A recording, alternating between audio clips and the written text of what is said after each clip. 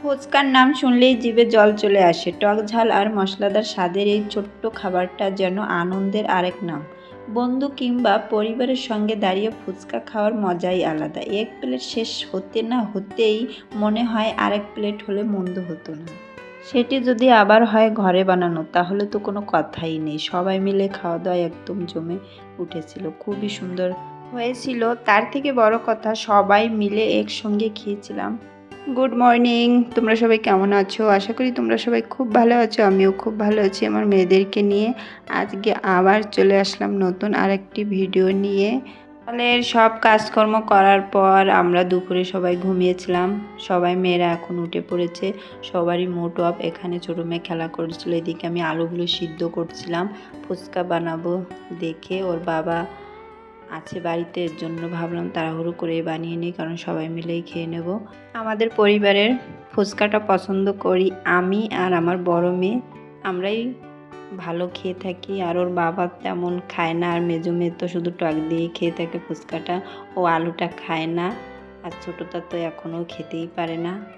আলুটা অনেক ঝালঝাল করেই মাখিয়েছিলাম, আর খেতে খুবই সুন্দর হয়েছিল। সবাই মিলে খুব আনন্দ সহকারেই খেয়ে নিলাম।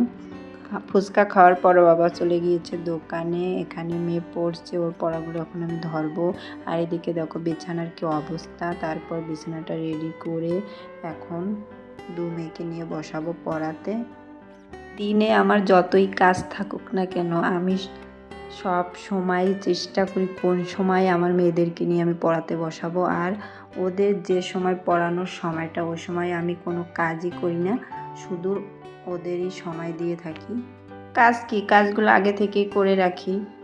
আগে হয়তো একটু ছাড় দিয়েছি, কিন্তু এখন তো একটু ছাড় দেওয়া যাবে না, কারণ বড় মেয়ের পরীক্ষা চলেই আসবে, স্কুল খুলে যাবে কয়েকদিনের ভিতরেই। তারপর আবার কিছুদিন ক্লাস হয়ে পরীক্ষা শুরু হয়ে যাবে। ও যদি এখন পড়াগুলো কমপ্লিট করে না রাখে, তখন পরীক্ষার সময় আবার খুব সমস্যা হবে। আমি চাই যে পরীক্ষার সময় শুধু রিভিশন দেবে, এর আগে যত পড়া আছে সব কিছুই কমপ্লিট করে রাখবো। পিচ্চিটা কত শান্ত হয়ে আছে দেখো, বই দেখছে। আমার তো খুবই ভালো লাগছে, কারণ আজকে একটু ডিস্টার্ব করছে না। ওদের দু বোনকেই সুন্দর করে আমি পড়াতে পারছি। নতুন যারা আমার ভিডিওগুলো দেখছো, অবশ্যই সাবস্ক্রাইব করবে, পাশে থাকবে। আর আর তোমাদের কেমন লাগে আমাদের ভিডিওগুলো অবশ্যই কমেন্ট করে জানাবে। আবার দেখা হবে অন্য আর একটা ভিডিওতে। সেই পর্যন্ত তোমরা সবাই খুব খুব ভালো থেকো।